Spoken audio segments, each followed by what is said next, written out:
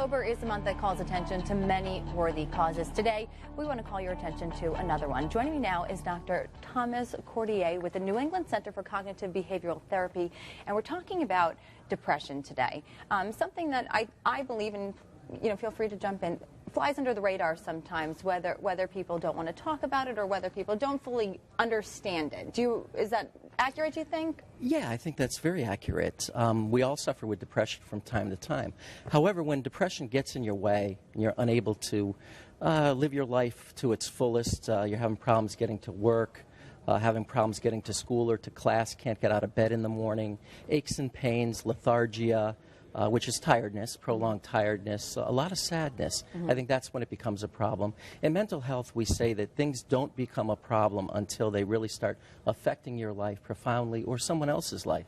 How do you, and is that really how you walk the line between maybe just general emotions that we feel on a day-to-day badness? On a day-to-day basis, people have worse days than others sometimes. So how do you define it as what's different from what you should be experiencing versus maybe it being something that you need to be a little more concerned about? Right. Well, we all have sadness from day to day, or from time to time.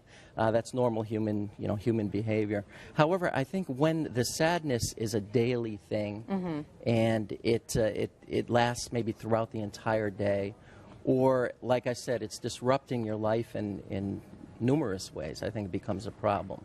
Do you feel that people are hesitant to say or to almost admit to depression? Do you think that there's still kind of a stigma with it, that people don't want to put themselves into that category? How do we break that mold in society, really? Well, yes, there is a stigma associated with it. I think the stigma is more stepping up and getting the treatment. People will talk about it with each other and to friends and sometimes to family members. In order to break the stigma, I think we have to talk about it more and say that mental illness is a serious problem and that we all experience it as human beings.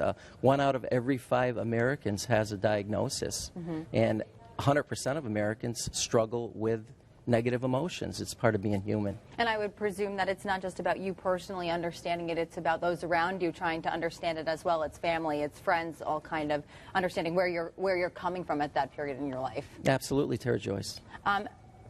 What do people do? What do they do? How do you move forward? Well, the first thing you would do is seek help if it's starting to affect you, where you can't get to school or work, or you can't function properly within your family unit, or with your spouse or other half. So to seek help. And one of the first things to do to seek help is see your primary care physician, who can give you a referral. There's plenty of great online sites or information. All you have to do is Google depression or CBT Connecticut. I believe in cognitive behavioral therapy. That's my specialty. And I know that you guys, and we're very happy that you will be joining us at the Health and Wellness Festival. Yes. What can people expect there if they stop by to see you?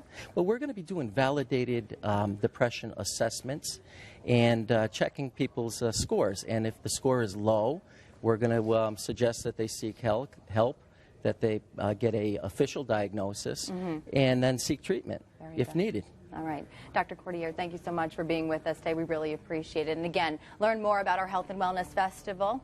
Dr. Cordier will be there. It's next weekend, October 17th and 18th at the XL Center, Saturday and Sunday from 10 a.m. till 5 p.m. Best part, free. That's always nice. Absolutely.